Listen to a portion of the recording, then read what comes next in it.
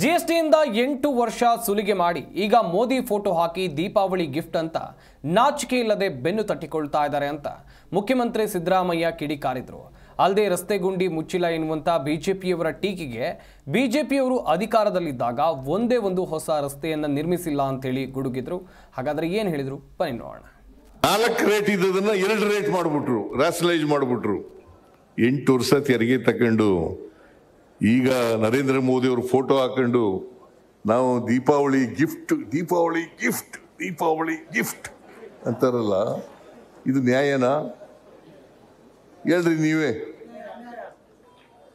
ಏನ್ ನಮಗೆಲ್ಲ ಗುಂಡಿ ಮುಚ್ಚಿಲ್ಲ. ಇವ್ರ ಕಾಲದಲ್ಲಿ ಗುಂಡಿ ಮುಚ್ಚಿದ್ರ? ಬಿಜೆಪಿ ಕಾಲದಲ್ಲಿ ನಾನು ಹೇಳ್ತೀನಿ, ಇಡೀ ಕರ್ನಾಟಕದಲ್ಲಿ ನಾವು ಮಾಡಿರ್ತಕ್ಕಂಥ ರಸ್ತೆಗಳನ್ನು ಬಿಟ್ಟರೆ ಒಂದು ಇಡೀ ಮಣ್ಣಾಕಿಲ್ಲ ಇವ್ರ ಯೋಗ್ಯತೆಗೆ. ಏನಪ್ಪ ಸುಧಾಕರ, ಒಂದು ಇಡೀ ಮಣ್ಣಾಕಿಲ್ಲ,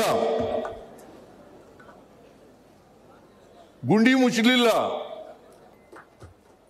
ಗ್ಯಾರಂಟಿ ಯೋಜನೆಗಳನ್ನ ಜಾರಿ ಕೊಟ್ಬಿಟ್ರು. ದುಡ್ಡಿಲ್ಲ ಸರ್ಕಾರದಲ್ಲಿ ಅಂತ ಏನ್ ಅಶೋಕ, ವಿಜೇಂದ್ರ, ಯಡಿಯೂರಪ್ಪ ಎಲ್ಲ ಮಾತಾಡಿದ್ದೆ.